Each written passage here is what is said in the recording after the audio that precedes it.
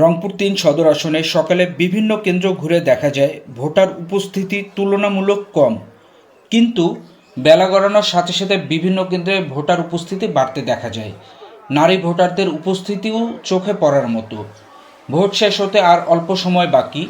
বিকাল ৪:৩০ পর্যন্ত ভোট গ্রহণ চলবে। শেষ সময়েও ভোটারদের উপস্থিতি রয়েছে বিভিন্ন কেন্দ্রে।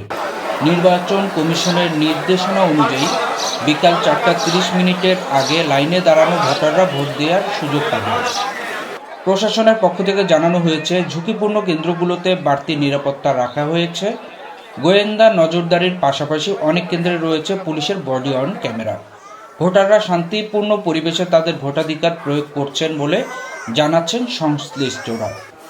এখন পর্যন্ত রংপুর সদর ৩ আসনে বড় কোনো অপ্রীতিকর কোনো সহিংসতার তথ্য পাওয়া যায়নি। আলহামদুলিল্লাহ, পরিবেশ খুবই ভালো, আমার ভালো লাগছে। আমি খুব খুশি মনে ফুরফুরা মেজাজে ভোট দিলাম, খুবই ভালো লাগলো। আর হোপফুলি যেটা হবে ভালোই হবে, দিন শেষে রেজাল্ট ভালোই হবে। আমি আশা করি যে আমাদের সারা দেশবাসী যেটাই রেজাল্ট হোক যেন মেনে নেয় এবং সুন্দরভাবে দেশটা পরিচালনা করার দায়িত্ব দেয় নতুনদেরকে।